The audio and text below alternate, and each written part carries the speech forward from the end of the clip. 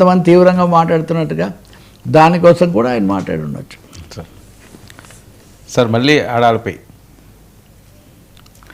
చాలా అండి. ఒక సీనియర్ నటుడు ఆయన ఏదో సినిమా ఫంక్షన్లో మాట్లాడాలి. నేను ఆయన పేరు తీసుకోదలుచుకోలేదు, ఎందుకంటే ఆయనకు ఆవేశం ఇవన్నీ చాలా ఎక్కువ కాబట్టి. సీనియర్ నటుడు, మీడియాలో కూడా తరచూ మాట్లాడే నటుడు. ఆయన తక్కువ సినిమాలే నటించారు కానీ హీరోగా.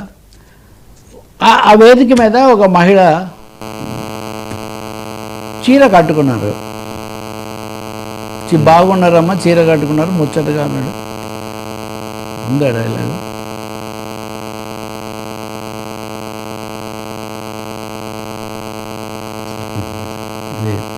చీర కట్టుకున్నారన్నారు. ఒక చీర కట్టుకుంటే మీకు ఇష్టం కావచ్చు, సాల్వార్ కమ్మీజ్ చేసుకుంటే ఇంకొకరికి ఇష్టం కావచ్చు, ప్యాంట్ షర్ట్ కూడా వేసుకోవచ్చు. చాలామంది మన పిల్లలు వేసుకుంటున్నారు కదా ఈరోజు. ఇక అక్కడి నుంచి మొదలైందండి. ఆడవాళ్ళు ఇలా చీర కట్టుకోవాలి, ఇదిగా ఉండాలి, వాళ్ళు ఇంకా సగం సగం డ్రెస్సులు వేసుకోకూడదు, సరుకులు చూపించుకుంటూ ఉండకూడదు. సరుకులు ఏంటంటే ఆడవాళ్ళు ఏమైనా వస్తువులా? నాకు అర్థం కాదు. కొంతమంది ఆవేశంగా ఆవేశం అనేది మన అమ్మలు, మన అందరూ ఆడవాళ్లే కదా. అసలు సరుకులు అన్న పదము నోట్లో నుంచి రావడం ఏంటి? ఏదో సినిమాలో, కమర్షియల్ సినిమాలో ఏదో 2002 వరకు చూడలేదే ఇంత సరుకు అని హీరో పాట పాడతాడు. అప్పుడు దాని మీద కూడా విమర్శ వచ్చింది. ఈయన నోరు తెరిచి ఇప్పుడు మెచ్చుకుంటున్నారా? ఆమె ఒకరు చీర కట్టుకున్నందుకు గాను ఆమెను మెచ్చుకునే బదులు మిగిలిన స్త్రీలందరినీ కించపరిచే విధంగా ఈ మాట్లాడటం ఏంటి? అసలు ఈ సరుకులు ఏంటి? మనుషులు సరుకులు మోస్తారా?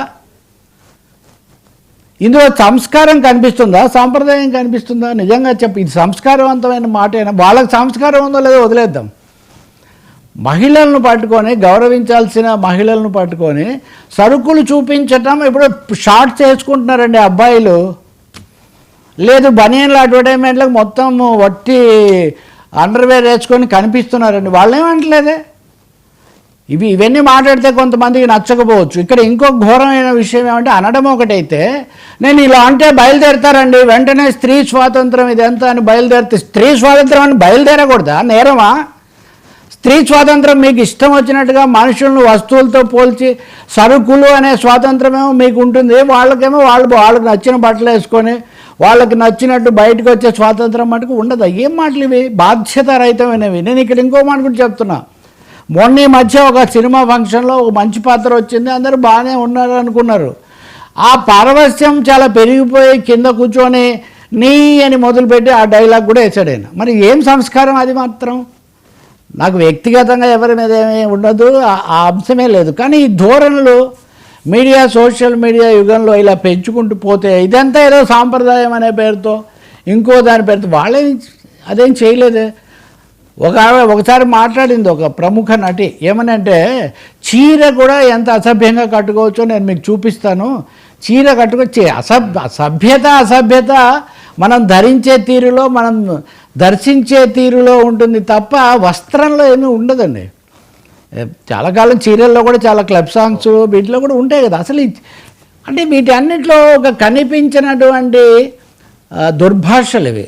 రెండవది మహిళల పట్ల కించపరిచే లక్షణం. మూడవది స్త్రీ స్వాతంత్రం అంటూ బయలుదేరంటే స్త్రీలు ఎందుకు పురుషులే బయలుదేరుతారని చెప్తున్నాను నేను. స్త్రీలు ఎందుకు, పురుషులైనా సంస్కారవంతులు ఎవరైనా కానీ ఈ ఎవరైనా వేదిక మీద కింద నుంచి చప్పట్లు వెంటనే ఇంక ఇలాంటి పదాలు రాగానే ఎక్కడికి పోతున్నాయి? మన సినిమా వేడుకలంటే సినిమా వాళ్ళు వాళ్ళ గ్లామరు, కళకు సంబంధించిన అంశాలు, కలెక్షన్లు వీటి గురించి చెప్తారనుకుంటే ఈ మధ్య నీతులు చెప్తారని అంటున్నాడు. ఇవి నీతులే కదా. ఇంతకుముందు కదా కొంతమంది పోలీస్ అధికారులు ఆడవాళ్ళు రాత్రి బయటికి రాకూడదని ఇట్లాంటివి మాట్లాడేది మనం చూసాం. మొన్న ఓ సీనియర్ నటుడి గురించి మనం మాట్లాడాం. కాబట్టి ఇక్కడ గీత, సినిమా గీత, లక్ష్మణ రేఖలాగే సినిమా రేఖ ఒకటి ఉంటుంది కదా, అది దాటేసి చేస్తున్నారు. అలాంటి సినిమాలు తీసేవాళ్ళ సినిమాలో నటించడం మనం ఏమైనా ప్రతిజ్ఞలు చేస్తాం? మనం ఏం చేయం కదా. మనం మామూలుగా మన వేషాలు మనవే. ఇది చాలా పొరపాటు. ఇది నా ఉద్దేశం, ఆయనకు అవగాహన ఉన్న మనిషే, మాట్లాడగలరు కాబట్టి దీన్ని సర్దుబాటు చేసుకుంటే చాలా మంచిది. రెండోది, దీని ద్వారా ఇట్లాంటి పదాలు వాడకుండా ఉంటే కూడా చాలా మంచిది. మహిళలు తప్పకుండా దీని మీద రావాలని కోరుకుంటున్నాను నేను. ఇది వస్తారు అనే హెచ్చరికలు దాడి చేయట్లా, నేను రావాలని కోరుకుంటున్నా. సినిమా వేదికల మీద సినిమా నిర్వాహకులు, మొన్న నేను రాజేంద్ర ప్రసాద్ గారి విషయం వచ్చినప్పుడు కూడా చెప్పాను, మళ్ళీ కూడా చెప్తున్నాను, సినిమా వాళ్ళు కొన్ని కనీసమైన ఆంక్షలు అయితే పెట్టడం చాలా మంచిది. సినిమా ప్రమోషన్ అంటే సినిమాకు పరిమితమై ఉండాలి తప్ప మీరు ఏది పడితే అది సామాజిక విషయాలు, మత విషయాలు, రాజకీయ విషయాలు, వ్యక్తిగత విషయాలు, రెచ్చగొట్టే విషయాలు అన్నీ మాట్లాడితే ఎలా కుదురుతుందండి? నాకు మిత్రుడే, అది వేరే విషయం. పైగా మళ్ళీ సమాధానాలు, సంఘర్షణల సమస్య ఎందుకు? కాబట్టి నేను నామకరణం ఏం చేయలేదు వారికి. మంచిది కాదు, మార్చుకుంటారు ఈ పద్ధతి మంచిది కాదంటున్నా, మార్చుకుంటారని నేను కోరుతూ ఉన్నా. అందరూ సరుకులు ఉండవు మహిళలకు, అలా మాట్లాడడం మహిళలను కించపరచడమే, నీచంగా చేయటమే. పురుషులకు వాళ్ళ శరీరాకృతి ఒక విధంగా ఉంటే మహిళలకు ఇంకో శరీరాకృతి ఉంటుంది. మీ శరీరం మీద మీకు ఎంత హక్కు ఉందో వాళ్ళ శరీరం మీద వాళ్ళకు అంతే హక్కు ఉంటుంది. దాని గురించి నీతులు, ధర్మపన్నాలు చెప్పేది లేదు. రెండోది, అందరూ అంత నీచంగా కూడా లేరు, అది కూడా చెప్తా, అది కూడా మనం గుర్తించాలి. ఓ సామూహిక నీతి పాఠాలు చెప్పడానికి ఎవరిచ్చారు అధికారం వాస్తవానికి? సార్ మండుతున్న బంగ్లా